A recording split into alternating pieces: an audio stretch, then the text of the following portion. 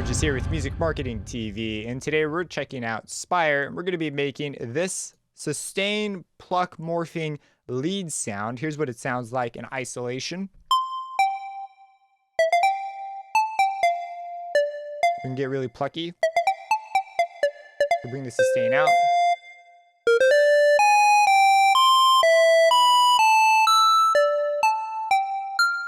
Here's what it sounds like in context. Hey, listen.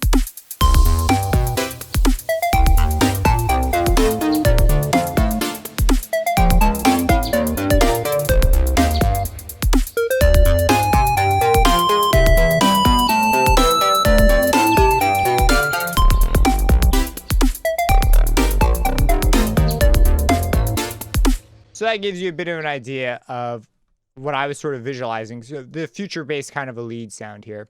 So let's go ahead and dive into the patch creation itself. So pretty simple patch to make. Boot up Spire and hit that init button to go back to the very beginning. And then there's one big trick that sort of makes the cutoff work the way it does. And then there's a bunch of little considerations as we go. So the first thing is we got to get our sound rolling. So the first thing I do is I pick the waveform. So it'll start you off on sine wave, which will actually work. So see, it's already kind of there. And if now things that are helping it along, we have a distortion. So if you were to mute this output, so the distortion's brightening it up quite a bit. So that's why it doesn't really matter if we pick the sine wave. But if you go for the tri-sine waveform, I just experimented a bit. This one will perform a lot better even without the distortion. So here it is. And then without the distortion, still mostly there. Distortion just adds a little bit of brightness.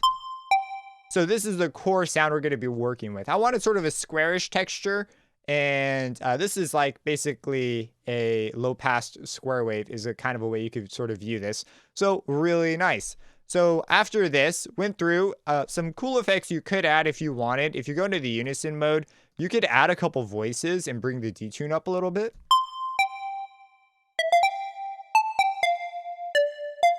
You might vibe that. It might work in some situations. Maybe if you have a pitch bend or you want to create some sort of a riser, could be kind of an interesting setting to mess with. I left it on the one voice thing, but just something to take note of if you want to add a little bit more expression or maybe make a layer or a variation on it that you could use in the track elsewhere. Pretty cool thing you could do. After that, we go to our magic trick. So the magic trick here is a simple filter cutoff with a filter envelope. Now, by default, envelope 3 is connected to the filter 1 and 2 here.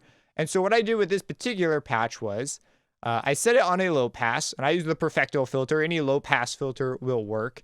And I went ahead and I believe all this is down by default. The setting we really care about here is the decay setting. So if I were to set this again, let's just bring the decay all the way down and set the cutoff somewhere where it's kind of low so that if we want, we can move it up to sustain region. But if we also wanted, we can move it down and get a little bit more of a tight sound. The key tracking filter ability will also be useful for this. So right now it's going to be super plucky or very sustaining. It might be because the decay is all the way down. There we go. So you can hear the pluck taking place, and you hear a little bit getting through because that's the filter working in the key track. So you can sort of, if we were to move this, you just get plucks. So that's the key tracking. I will dial this in with the key track 100% up because we can use it later to make the filter even tighter if we want to. So we'll keep it maximum open right now. So I'm just going to go ahead and let it play this value and dial in the decay till it reaches a point where I get that bounce that I want, but it's not sustaining yet. So there's like sustain. Somewhere around there-ish. Because we could always open it up. So that is how I would set this up. Now, you shouldn't have to set up the cutoff one in the amount control because it should be done by default with the init anyways. But if it's not for some reason, that's what you got to do. You got to come in here, go to filter 1, cutoff 1. And then, yeah, that's pretty much it. So after this, make sure the amount's all the way up, positively correlated. So after this, the key track. What's the deal with this key track thing? Well, the key track thing essentially offsets everything as you play higher notes, right? Because if you low pass a very high note, it's going to like be almost not there at all. And the key tracking will take this into account and move the filter so that it is there, but it still filters like the stuff above the note that you're hitting. So this can be really useful for dialing in and sort of making this tighter. So if we wanted a really tight plucks, even if we brought this down, that's already pretty tight. You shouldn't really need to touch the key tracking, but if you wanted to, and you wanted to get like an outrageous amount, you could alternatively move this around instead.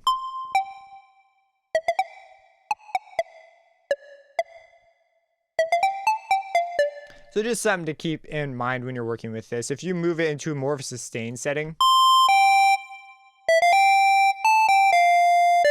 it's almost like a slight filter control that you could use. But in my opinion, the real usefulness of it is during that pluck section. So after this, we're going to go ahead and go over to the distortion and the reverb. And then there's a little bit down here going on as well. Nothing crazy. So first up, I have the shaper on. You heard how it was a lot more effective on the sine wavetable than the tri-sine wavetable. So this just adds a little bit of brightness. So I dialed up the drive just a touch and brought the dry wet up. I kept it on warm, has a really nice texture. You could try a couple of these others. They'll be a bit more aggressive, so it's really up to you. I thought warm sounded the best though, so that's what I went with. And then for the reverb, I just dialed up the wet dry and went for a shorter reverb. You can see the decay is down. You can mess with the color if you want a brighter or darker space. Really depends on your track. I was doing this really happy upbeat track, and so it's a much more open sound, a little airy. And so that's how I chose to leave the settings. Your results, right? You'll dial it in. You might even use a post verb for this instead of the built-in one. Completely up to you. Not super important for the sound itself. After that, big volume boost, and I went ahead and I turned on all the settings here. I believe soft's not on by default. I went ahead and flipped that on. And that is the sound. That's the patch. And after that, it's just writing the notes. Let's go ahead to just take a look a little bit at the notes. And a couple things that I actually would do now that I have the notes in place. So if we come into the pattern here and dive into the melody. So this is the melody. It follows along pretty nicely with the chord progression. And I built it so that there's a spot that sort of shines with sustain and a spot that would be a little bit better for these bouncy parts. And there's a few spots that would be kind of good candidates for pitch bends. Like right here could probably be a nice pitch bend. Or these two could be pitch bends. So stuff like this will really shine with the plucks. So you could automate this so that these are longer and these are more plucky. And then vibrato. This is a sound that just screams vibrato. It would benefit greatly from it. Sound really expressive.